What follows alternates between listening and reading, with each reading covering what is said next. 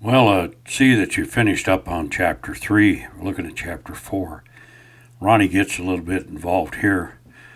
He gets stalked by an Indian, and he has to make a decision to get his father's Henry rifle back. Things are starting to get exciting. Chapter 4. Ron Bell. Chapter 4. Getting Pa's Henry back. After a couple weeks, my meager supplies were about gone. I had spent most of my time making repairs to what was left. I felt it was now time to go back to the little valley where I had found the horses the day of the Indian raid. Pa and I had panned out some nuggets and flake gold from the stream by our cabin, but I hoped to see better color at the new stream. Finding the larger nugget showed that this new stream looked better than what we had been working in. I needed to spend a few days panning for gold. This way I would see just how good this new stream was. Leaving Sally with food and water, I headed to the new stream. After setting up my camp, I set to panning. After a few hours, I had some nice nuggets and some good loose gold. The nuggets were a great find. They would come in handy down the road. At the same time, I also panned out a lot of loose gold, which I put into a bag. With just 2 days of panning and supplies running out, I started to feel the need to talk to someone. Bill turned an ear, but he never had a thing to say. My first task was to make a plan to help me survive and how to keep my horses alive.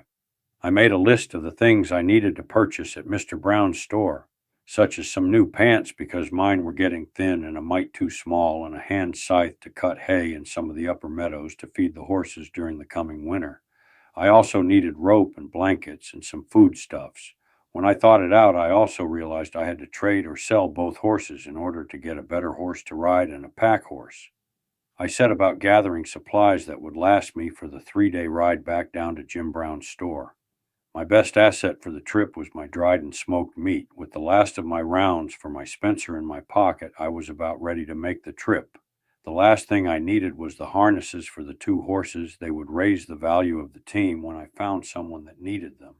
Having the harness on Bill and Sally was both good and bad. The trace chains would make some noise, so I tied them to the harness in 2 places to help keep them from making any noise.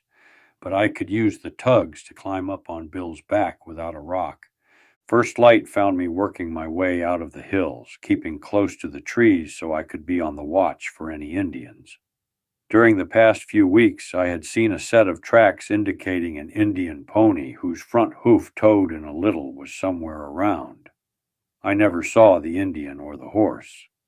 I felt sure the tracks belonged to the Indian that killed Pa, or at least took his Henry rifle, so I was watchful of my back trail on my ride for supplies. At a small stream crossing, I saw some very fresh hoof prints they were just filling with water. It looked like they were put there less than an hour ahead of me, too close to suit me. The tracks led in the same direction I was going, so I eased back into the timber and waited for about an hour until the hair started to settle down on the back of my neck. As it looked now, the 2-day ride to town would be more like 3 if I planned to stay alive. Having less than 1 box of shells in my coat pocket, a gunfight would not be in my best interests. It made me wish that I had that new Henry and Navy Colt that were taken from my pa. For now, the new stream would have to give up more gold if I were to replace the Henry and Pa's pistol. Right now, all I had were my 2 horses, Bill and Sally, and my Spencer rifle and a little bag of flake gold and some nuggets that I had panned out in just 2 days. I was sure that I had found the stream with the gold that we had been looking for. Keeping off the ridge tops and in the trees was costing me time, but I was taking it slow. I kept feeling that I was being watched ever since I crossed the stream and saw the hoof prints that were still filling with water. Staying alive was the most important thing. When the sun was getting high, I started looking for a sheltered spot so the horses could get on some grass and I could eat a little deer jerky. I also needed to check on my back trail to make sure I was alone.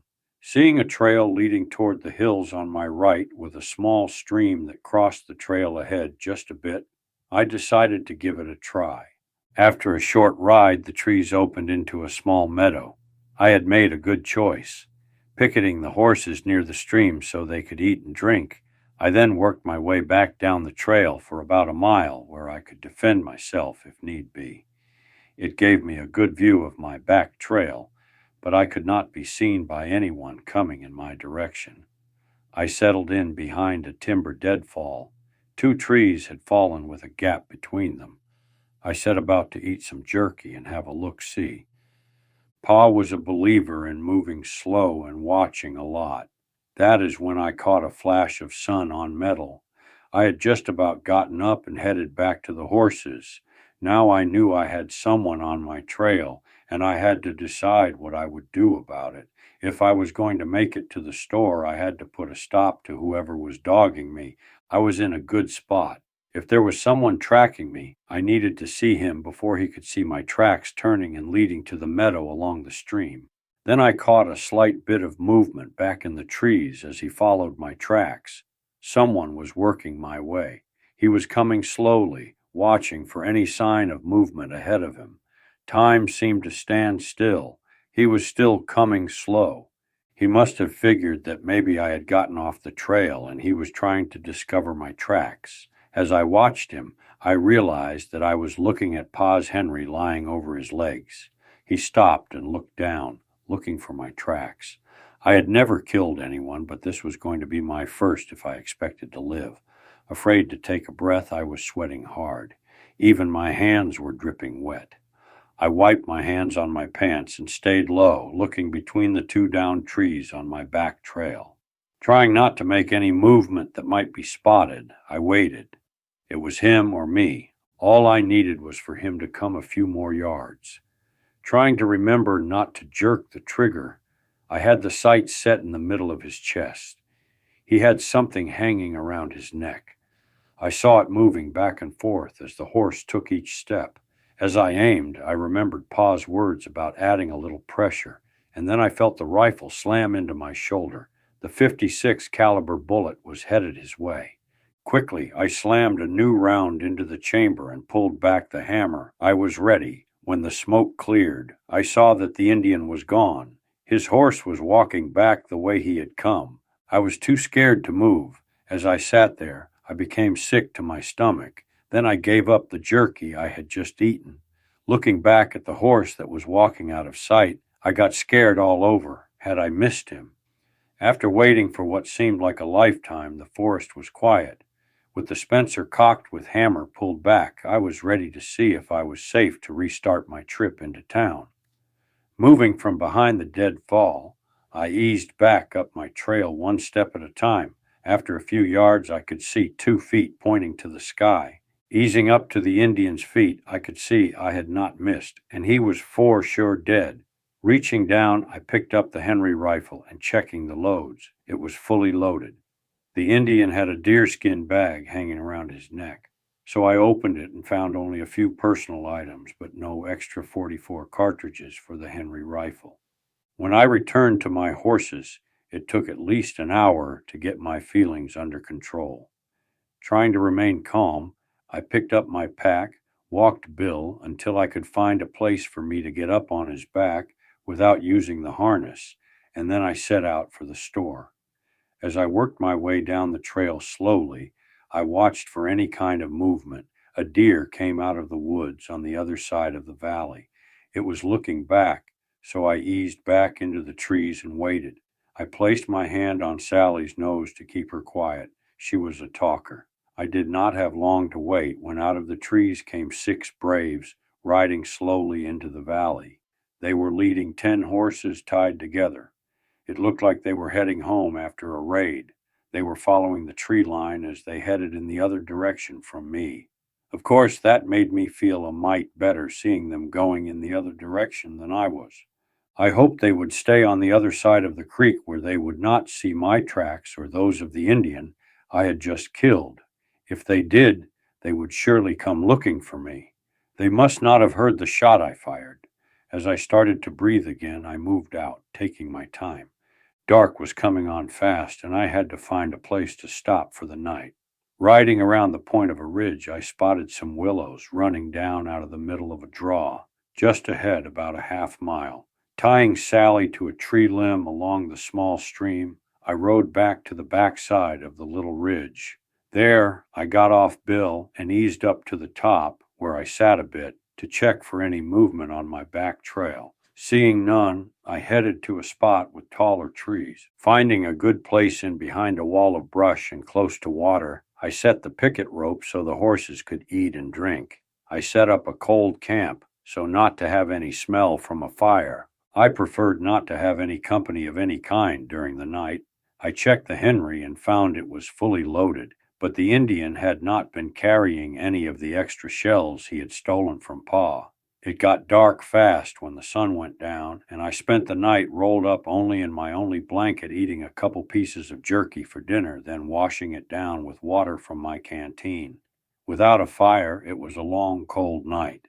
The sun was lifting over the hills when I opened my eyes.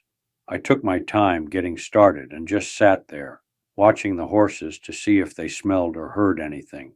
After a few strips of jerky and a drink from the stream, the water was good, so I dumped my canteen and refilled it with fresh water, and I was ready to head out again. Just before clearing the last trees, I stopped and checked the area. Finding it clear, I clicked up Bill with an easy snap of the reins, and, with Sally in tow, we headed out. I made better time now, going through less trees and hills. About noon, I topped a small rise and dropped over the other side. I stopped to let the horses eat some bunch grass while I checked my back trail. From time to time, I would ease up the hill and take a look. As luck would have it, there was a small pine tree. I could sit with my back against it so as not to show myself on the skyline. I was alone. Late on the second day, I started to see some scattered cattle in the valley along the stream. It was strange because the last time Pa and I made this trip to town, there was not one cow in the whole area. Riding until the sun was going down, I spotted smoke drifting up among the trees ahead and to my left. I took my time to make sure it was a cabin and not a campfire. It pays to be sure. With a little light left, I spotted a cabin that was settled in front of a rock-faced hill. It also had a lean-to shed and pole corrals with some stock inside. When I got closer, I shouted out to the house, asking if I could come on in. With the okay, I moved forward. When I got up closer to the house, I saw 3 rifles pointed at me from behind gun ports in the window shutters. After seeing I was alone, the family inside lowered their guns and asked me to dismount. Their son, Little John, came out to lead me and my 2 horses to the corrals. To my relief, Little John helped me fork some hay to Bill and Sally as they started to eat. He helped me remove the harnesses from my 2 horses and place them on the corral's top rail. Picking up my pack and my 2 rifles, I followed Little John to the house. He said his family had been hit by a band of Indians just a few weeks ago, and the Indians had run off with their team. As luck would have it, the family was able to save the saddle stock. They had them hidden back in a small box canyon located just a short way behind the house. Well, Chapter 4 comes to an end. Kind of exciting. Ronnie finds a little bit of gold. Figures it's time he heads in and town, get some new duds, and see what else is going on, and get back, and that's where he gets connected up with the Applegates.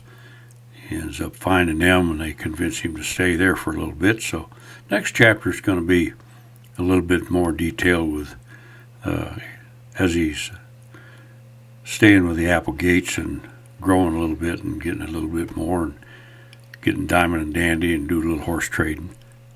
Interesting time. Hope you enjoyed it.